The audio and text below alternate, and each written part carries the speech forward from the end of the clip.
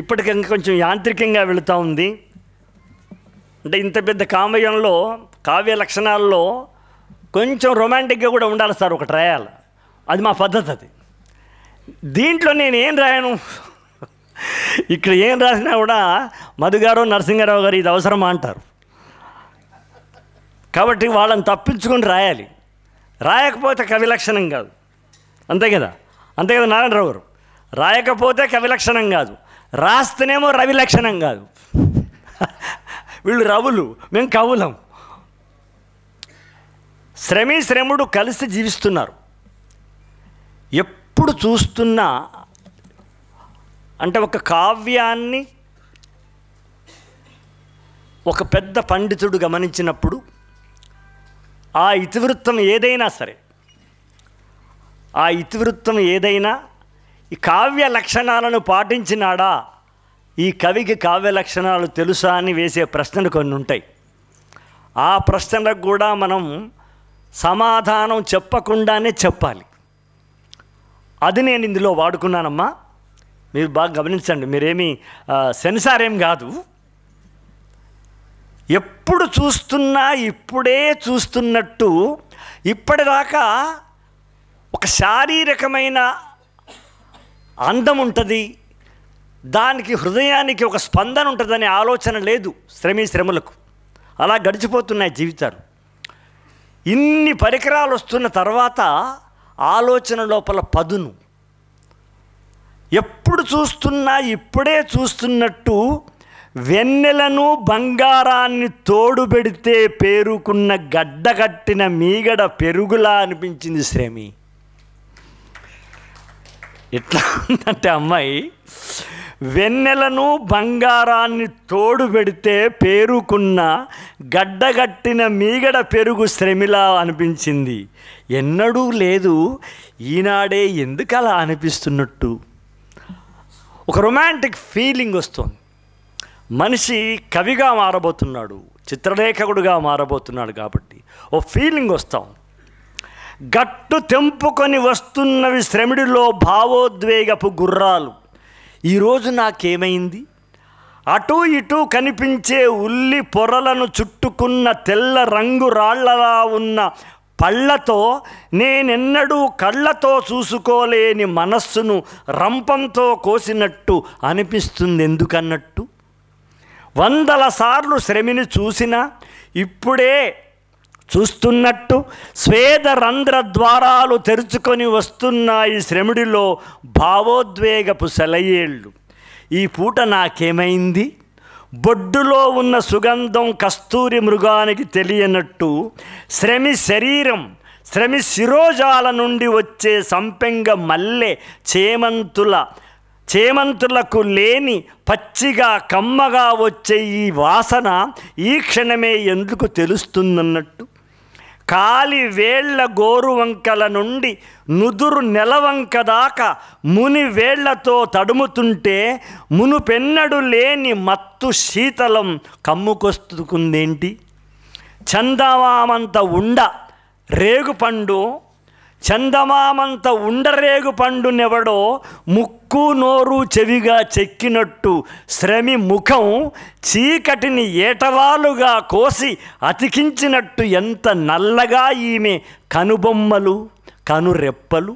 అవును, పళ్ళు వేలాడే ద్రాక్ష తీగలతో అల్లిన కడియాలు మోసే తన దండలు, బహుళ వర్ణ తృణకంకణాలు, బచ్చలి తీగల వడ్డాణాలు, బహుతెరంగుల రంగురంగుల పూలు, ఉంగరాలు మోసే వ్రేళ్ళు, ఏ ఆచ్ఛాదన లేని ఈమె బాహుమూలల నూనూగు రోమాలను గని నేను ఊగుతున్నానేంటి తాటికల్లు తాగినట్టు. మునుపార్శ్వమే కాదు వెనుపార్శ్వం కూడా కనువిందు కూర్చాలని ఏ రసాది దేవతో ఇచ్చిన బిరుదులు నన్ను పొద్దుతిరుగుడు పువ్వుల్లా గుండ్రంగా తిప్పుతున్నాయేంటి. చందమామను సుతారంగా కోసి 2 నెలవంకలుగా ఎదురెదురు పరస్పర వ్యతిరేకంగా పెట్టి నడుముగా నిలబెట్టినోడెవడు అనిపిస్తుందేంటి. వెన్నముద్దలో వజ్రపు రజను పిసికి ముద్దలుగా చేసినట్టు ఈ పాల పర్వాలకి కోమల కాఠిన్యత కోమలత్వమేమి. ఎప్పుడు చూసినా నగ్నయే శ్రమి, ఇప్పుడింత భావోద్విగ్నతేమి. ఎప్పుడు తాకిన సహచర్యే నడుస్తున్న పళ్ళ పూల పల్లకీలా అనిపిస్తుందేమి. ఏమేమి ఎద ఇసుక పర్రెలలో తొలిసారి భావుకత రసికత పరిమళ పసిడి సెలయేరు ప్రవహిస్తున్నట్టుగా శ్రమునిలో ఏవేవో ఆవిరుల చివుళ్ళు, ఊహల ఉక్కపోతలు, వేసవిలో పిల్లలకు జ్వరంతో తట్టుబోసినట్టు చవులతో శ్రముని మనసుకు వలపు తట్టుపోసినట్టవుతుంది. మళ్ళీ శ్రమునిలో గొనుగుడు గుంచెం గుండె రాగం. ఎంత తప్పు! ఈ నెలంత శ్రమితో ఇన్ని పనులు చేయించానా, ఈ సుమంతతో శ్రమితో ఇన్ని పరుగులు తీయించానా, ఈ శ్రమిక వెతల తిమిరము చూయించినాను, ఈ శ్రమిక వెతల తిమిరము నా బ్రతుకు సమరము చేయించినాను. ఎంత తప్పు! అరెరే, సుమవాయువు వీచితే కందిపోయే ఒళ్ళు, పూరేకు దొత్తితే కమిలే పాదాలు, నేలపై బండరాలపై తిరిగి బండలైపోవుటేమి. పాదాలు తాకకుండా నేల మీద నడిచే వీల్లేదా? ఈ నేలను సోకకుండా కాలి నడక వీలవదా? తనువునెవరు తగలకుండా నడిపించనూ వచ్చు, తనువుకేది తాకకుండా తీసుకెళ్ళనూ వచ్చు. పాదాలకు ముళ్ళు కుచ్చకుండా ఎలా, పాదాలకు మట్టి అండకుండా ఎలా, రాయో రప్పో పుల్లో పొడకు అంటకుండా ముట్టకుండా ఈమె పాద కమలాలను కాపాడేది ఎలా? మళ్ళీ మన శ్రముడిలోన మళ్ళీ తన మెదడులోన లక్ష పక్షాల రెపరెపరెపారవాలు, కుప్పలు కుప్పలుగా పువ్వుల పుప్పొడి దుమారాలు. పాదాలకు నేలకు నడుమ తెర ఏదో కట్టాలి, పాదాలకు నేలకు నడుమ తెర ఏదో కట్టాలి, పాదాలకు నేలకు మధ్యన తడికేదో పెట్టాలి. శ్రమ రమణీయ రమ్య పాదాబ్జము కాపాడే రక్ష ఏదో కావాలి. ఆమె పాద రక్షణ చేయాలి, తనకు పాద రక్షలు చేయాలి. ఆకు కట్టి చూశాడు శ్రముడు, తీగ చుట్టి నడిపాడు శ్రముడు. రాళ్ళు ముళ్ళు తేళ్ళు చీమలుండి నహి రక్షతి. అల్లనాడు విల్లు కొరకు అల్లెతాడు చర్మంతో తయారించిన యాది వచ్చింది. తోలును పాదాలకు పొట్లంగా చుట్టి తృప్తిగా నిట్టూర్చాడు.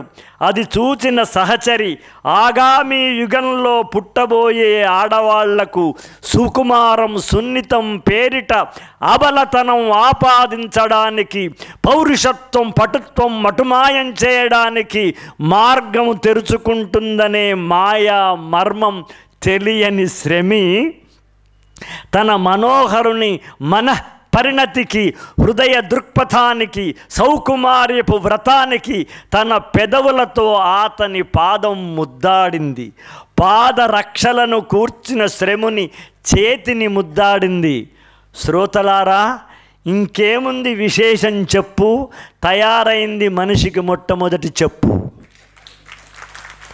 శ్రోతలారా, ఇంకేముంది విశేషం చెప్పు, తయారైంది మనిషికి మొట్టమొదటి చెప్పు. రాబోయే రామకథలోన భారతుని శిరసుపై నెక్కిన, అయోధ్య సింహాసనాన్నెక్కే శ్రీరామ పాదుకలకు ఇవే శ్రమ మూల పాదుకలు. ఈనాడు ఎల్లెడల గుడులలో నుదురులతో ముద్దాడే శ్రీ సాయి పాదుకలకు ఇవే శ్రమూల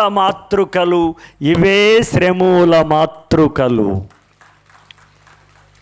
హాయ్, వచ్చినావా? వెరీ సారీ, నాకు ఇప్పుడే తెలిసింది. నాన్నగారు వెరీ సారీ అమ్మా. చెప్పు తయారైంది. అప్పటి వరకు ఇంకా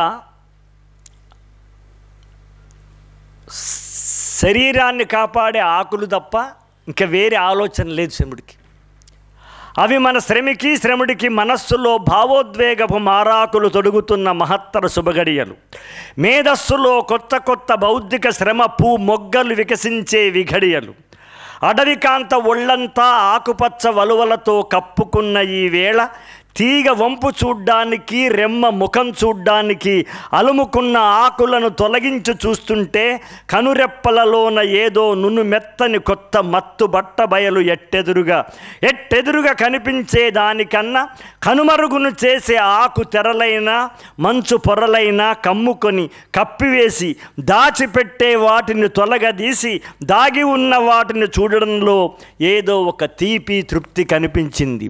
చూడాలనే ఏదో తీపి ఆతృత ఉంటుంది, ఆర్తి ఉంటుంది. గిరులలోన, తరులలోన, లోయల్లో, ఎత్తుల్లో, అడవుల్లో, ఆడ మగాళ్లలో సున్నితమగు అందాలకు సన్నటి అడ్డేదో ఉంటేనే లోనున్నది చూడాలని ఎన్నడూ తెలియని మధుర మాదకత ఉబుకుతుంది. తనకైనా ఎదుట ఉన్న తనకైనా ఏదో ఒక సన్నని మెత్తని పొర హత్తుకొని ఉండాలి. ఆకు కట్టి కొన్నాళ్ళు, తోలు చుట్టి కొన్నేళ్ళు ఆత్మతృప్తి పొందినా జానెడు పొట్టలు నింపే జీవన పోరాటంలో అటువురికి ఇటువురికి, అది పెరికి ఇది పెరికి, అది నరికి ఇది నరికి అనవరతం పోరాడే శ్రమికి కట్టుకున్న ఆకులకు చిరుగులు పడుతున్నవి. చుట్టుకున్న చర్మమేమో ఒరుసుకుపోతున్నది. ఆకు కన్న మందమైన, తోలు కన్న తేలికైన మనిషి చర్మమును దాచె మరో చర్మముండాలి. మనసులోన మనసేదో ఏకుతుంది మనస్సునే, మెదడులోన మెదడేదో రాట్నంలా తిప్పుతుంది మెదడునే. సాలీడు గూడులను ఏనాడో గమనించిన శాలిగా శ్రముడు సాలీడును తన గురువుగా ఏనాడో భావించను ప్రతిభాశాలిగా. ఎలుగులను, ఏనుగులను, పందులను, జింకలను ప్రాణాలతో పట్టుకునేందుకు తీగలతో వలలల్లిన విద్య తెలుసు శ్రముడికి. ఏటికి ఎదురీది వెళ్ళే చేపలను బంధించేందుకు నారలతో వలలల్లే చాతుర్యం కలదు శ్రమికి. వలకన్నా దట్టమైన వలయేదో అల్లాలి. రంధ్రం లేని వలకై రందిపడిరి శ్రముడు. రాత్రి పగళ్ళు రాట్నాల్లా గిరగిరా తిరుగుతున్నవి. వర్షాలు, మాసాలు, దివసాలు పురిపెడుతున్నవి మెదళ్లను. అటు ఇటు మరమగ్గంలో తిరుగుతున్న కండెలాగా కొట్టుకునే మెదడులోంచి, బౌద్ధిక శ్రమ నెగడులోంచి పుట్టుకొచ్చే రాట్నం. సిద్ధించను చే మగ్గం. గొర్రెలలో, మేకలలో కనిపించే ఉన్ని దారం. పత్తిచేల పువ్వులలో, అరటి చెట్ల ఆకులలో ఉందనిపించను దారం. నిండు సభలో ద్రౌపదికి దండాలుగా శ్రీకృష్ణుడు అందించబోయే చీరలకు 7 పొరలుగా చీరను కట్టుకున్న యువరాణుల సౌందర్య చర్మాలగుపించే పారదర్శపకు తెరగా నేయబోయే చీరలకు, అగ్గిపెట్టెలో మలిసి సర్ది పెట్టగలిగే అతి సున్నితంపు చీరలకు, ఉంగరాల నుండి సులువుగా దూర్చగలిగే చీరలకు, మూల వలువలకు నేసిల మూల విరాణమూర్తి ప్రతిభాశాలి పుట్టినాడు. నేత వృత్తి నేలబోయే ధీశాలి వెలిసింది. ఇప్పుడు ఒక క్వశ్చన్ వేస్తాను. ఒక్కసారి ఒకే ఒక్క ద్రౌపదికి మానం కాపాడిన శ్రీకృష్ణుడు పరమాత్ముడైతే, ఒకసారి ద్రౌపది మానం కాపాడిన కృష్ణుడు పరమాత్ముడైతే, యుగాలుగా ప్రతిరోజు మానాలను కాపాడగా వస్త్రాలను నేస్తున్న నేయబోయే చేనేతగాడు కాదా పరమాప్తుడు? వాడు పరమాత్ముడు, వీడు పరమాప్తుడు. వాడు మానవాళి, వాడు గీతకారుడు, వీడు చేనేతకారుడు. వాడు వనమాలి, వాడు వనమాలి వీడు వస్త్రమాలి వీడు వసనమాలి.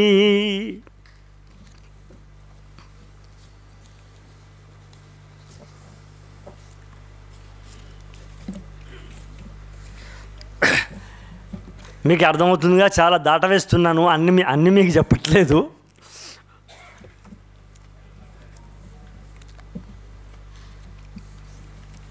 టైం చూడండి సార్, ఎంత అయింది? 7:33. 1 అవర్ అయింది కదా.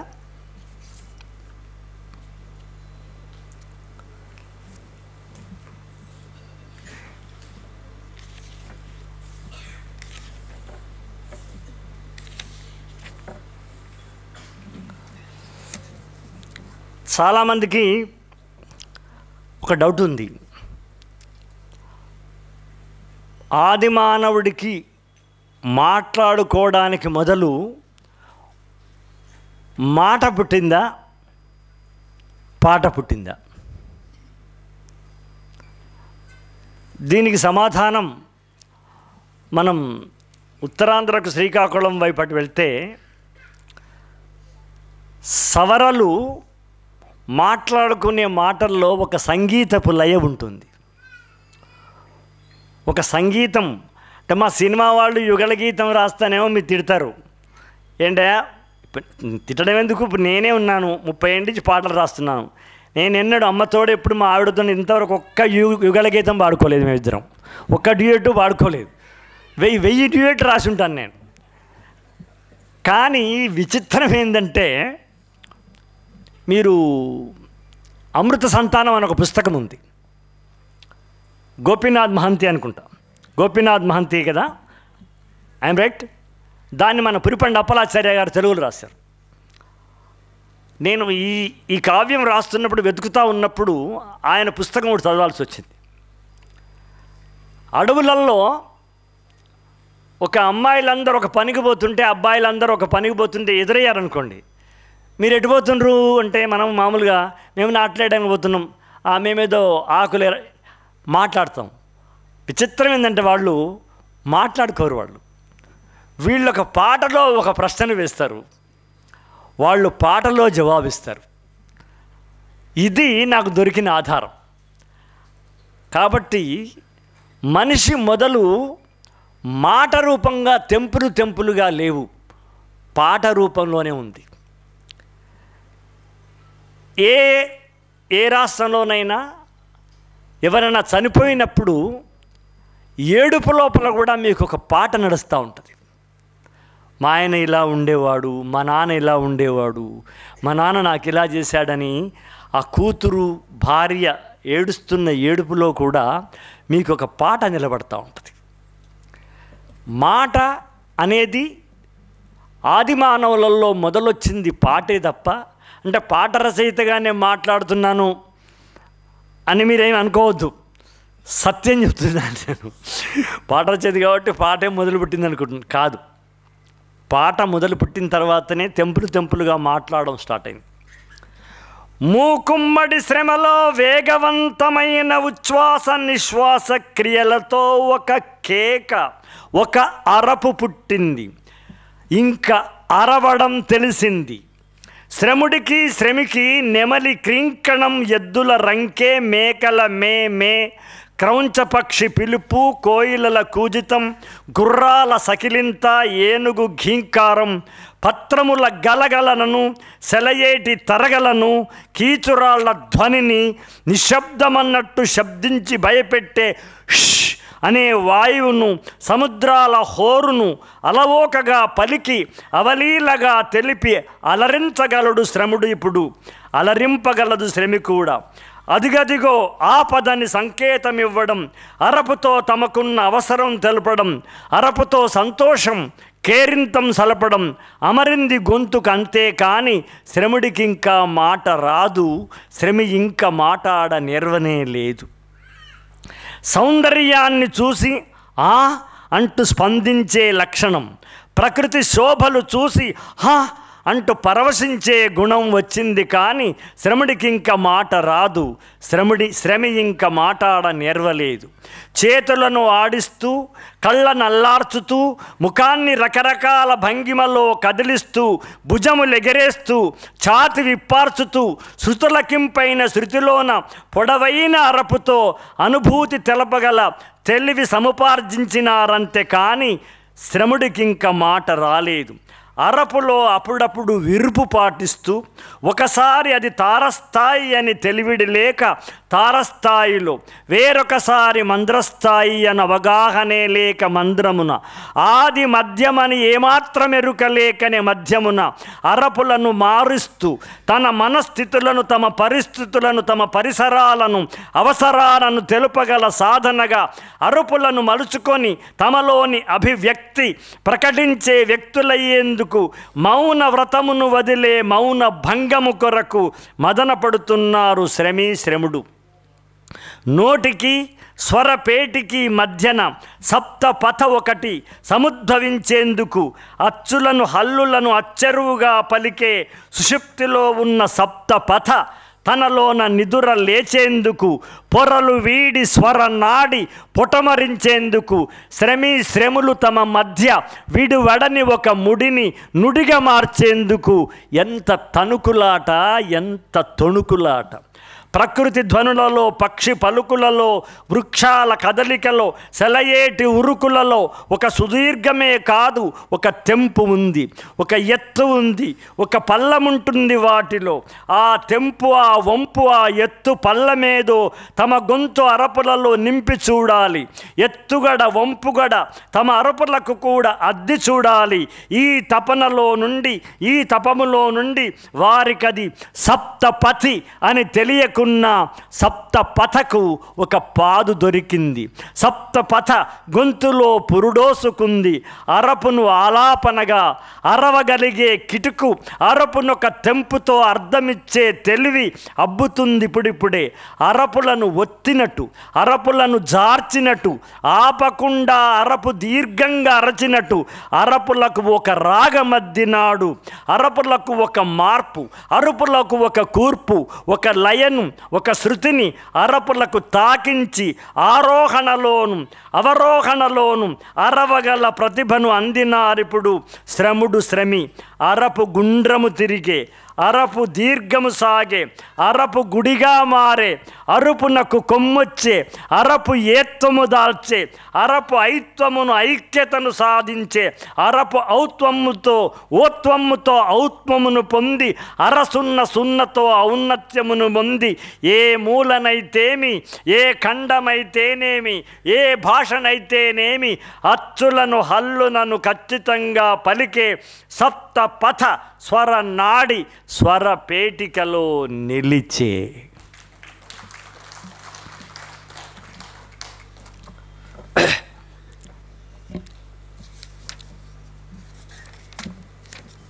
ఒక ప్రత్యేకమైన చాప్టర్ రాసి చివరి ఘట్టానికి వద్దాం. అది వేసవి. పగటి వేడింకా తగ్గని రాత్రి. 5 అడుగులాల 3 అంగుళాల ఆజాను బాహువుల వనమానవుల పెబ్బ మనసంతా తబ్బిబ్బు పెడుతుంది. ఎట్లబ్బా, వేట వీలు కాని వానకారు రాబోతున్నది. 10 జతల చేతివేళ్ల కన్నా మించిన గుంపేమో తనది. పళ్ళు, కాయలు, గింజలు, దుంపలు, తేనె, సుర ఉంది సరే, మాంసమే లేదు. రాబోయే వానలలో కాబోయే ఆకలికి వ్యూహాల నల్లింది శ్రమ చేసి బుద్ధి. భౌతిక శ్రమతోనే కదా వ్యూహాల ఫలసిద్ధి. వేసవి అమావాస్య. చీకటిలో అడవి నిలుచుని నిదరోయే గుర్రాలవి. ఏటవాలుగా ఉన్న పీఠభూమి ఆ చోటు. తలవైపు గిరుల వరుస, అవతల వైపు లోతైన లోయ. తరిమి తరిమి గుర్రాలను గుట్టలనెక్కించాలి. గెదిమి గెదిమి గుర్రాలను లోయలోకి తోయాలి. వాడకుండా కత్తి పొందాలి మాంసపు గుత్తి. పరిగెత్తించేవాళ్ళు. లోయ లోపల ఒక 100 గుర్రాలు పడి చచ్చిపోయేవి. ఆ 100 గుర్రాలను తీసుకొచ్చి గుహలో పెట్టుకునేవాళ్ళు. వానకాలం అంతా వాళ్ళకు మాంసం దొరికేది. అక్కడ ఏం జరిగిందో చెప్తా ఉన్నా. తాను ఇంకొందరు ఉన్నారు వెంట, క్షణములో ప్రతిచేత కాగడా మంట. ఒక్కసారి భగ్గుమన్న కాగడాలు చూసి గుర్రాలకు గుండెలలో పుట్టే భయం బూచి. ఇంక పరుగో పరుగు, పరిగెత్తె గుర్రాల కాళ్ళు, వెంటబడి పరిగెత్తె శ్రమీశ్రముల కాళ్ళు. బెదరె ఉరికె గుర్రాల కాళ్ళు, బెదరగొట్టె శ్రమీశ్రముల కాళ్ళు. ఎగురుతున్న కాళ్ళు, ఉరుకుతున్న కాళ్ళు, గుంతలలో, ఇసుకలలో, మడుగులలో, బురదలలో, ముళ్ళల్లో, కొయ్యల్లో, వంపుల్లో, ఎత్తుల్లో, మలుపుల్లో, మూలల్లో ధామ్మంటూ ఎగిరిపడి, హుమ్మంటూ ఎగిసిపడి, పడి లేచి లేచి పడి ట్లట్లట్లట్లట్ల అశ్వరింకల సడి, దబ్ దబ్ దబ్ దబ్ దబ్ దబ్ శ్రముల పాదాల సడి. మునివేళ్లపై పరుగు, మడమలతో ఒక పరుగు, చేతులలో మండిపడే కాగడా వెలుగు. ఉడుతలు, కుందేళ్లు, గండు పిల్లలు, అడవి గబ్బిలాలే కాదు, ఎదురొచ్చే మోడులకు, ఎదురొచ్చే బండలకు తాకి నెత్తురు చిమ్మె గాయాలపై తమకు ధ్యాస లేదు. పరుగెత్తే శ్రమలోన ఖండగతి ఉందా, త్రిస్రగతి ఉందా, మిశ్ర చతురస్రగతి మిళితమై ఉందా? ఏ గతి దాగుందో, ఏ గతి రానుందో ఎరుకలేని పరుగు, సోయి తెలియని పరుగు. ఇప్పుడేం జరిగిందంటే, కస్సుమని ఎడమ కాలులో ముళ్ళు దిగి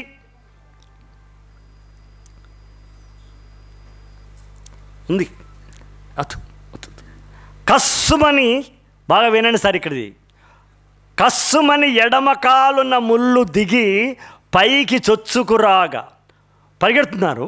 కస్సుమని ఎడమ కాలులో ముళ్ళు దిగి పైకి చొచ్చుకురాగా ఎడమ కాలును లేపి ఒంటి కాలున నిలిచి ఎడమ చేయితో పట్టి కుడి చేయితో ముల్లి పెరికేసుకొను వేళ నిలిచే ఆ తీరులో ఏ భంగి ముందో, ఏ శివతాండవ ముద్ర తొంగి చూస్తుందో, ఏ నటరాజు తాండవ ముద్ర తొంగి చూస్తుందో, భంగిమై నిలిచిందో ఎరుకలేని పరుగు, సోయి తెలియని పరుగు.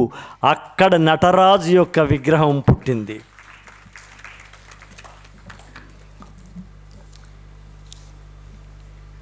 ఇది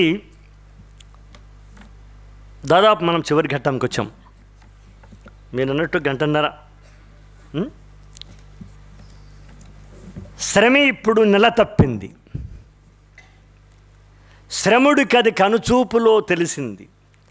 నాడు శ్రమి నెన్నడుము పిడికిటిలో ఇమిడేది, నేడు శ్రమి నడుము వెడల్పుగా సాగింది. వక్షస్సు పాలిండ్లుగా రూపొందిన వేళ, రూపుదిద్దుకొను వేళ, ఎదలు బరువెక్కి నడిచే వేగము తగ్గి శ్రమి నడక మారింది. శ్రమి రుచి అభిరుచులలో మార్పు కనబడుతుంది. ఇప్పటి పిల్లలకు జ్ఞాపకం ఉందో లేదో కానీ, గర్భవతులు, ముఖ్యంగా అమ్మలు చెప్పాలి, గర్భవతులు, మా ఆవిడ కూడా తినంగా చూసిన, గర్భవతి అయినప్పుడు మన్ను తినటోళ్ళు సార్ కొంచెం అంతా. అది కాల్షియం డెఫిషియన్సీ వాళ్ళు తింటారట. అది నాకు డాక్టర్ చెప్పిండు. కాల్షియం డెఫిషియన్సీతో నల్ల రేగడి మండ్లు వడ్డల్లో దొరికే తినేవాళ్ళు అనమాట. అంటే మీరు కాదమ్మా, నేను మీ అమ్మ సంగతి, మా అమ్మ సంగతి, అంతెందుకు మా ఆవిడ సంగతి కూడా చెప్తామన్నా.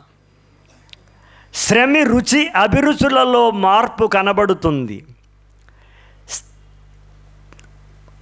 ఆమె మన్నెందుకు తిన్నదంటే, నేనెందుకు చెప్తాను, నేను డాక్టర్నా, ఏది డెఫిషియన్సీ కాల్షియం నేను చెప్తాను. కవిగా నేనేం చెప్తానంటే, తమను మోసే నేల తల్లి రూపు ఎట్లున్నదో, తమను మోసే నేల తల్లి రూపం ఎట్లున్నదో, రుచి కూడా ఎట్లుందో కడుపులో బిడ్డకు ముందే తెలపాలని శ్రమి నల్లరేగడి మట్టి తింటున్నది.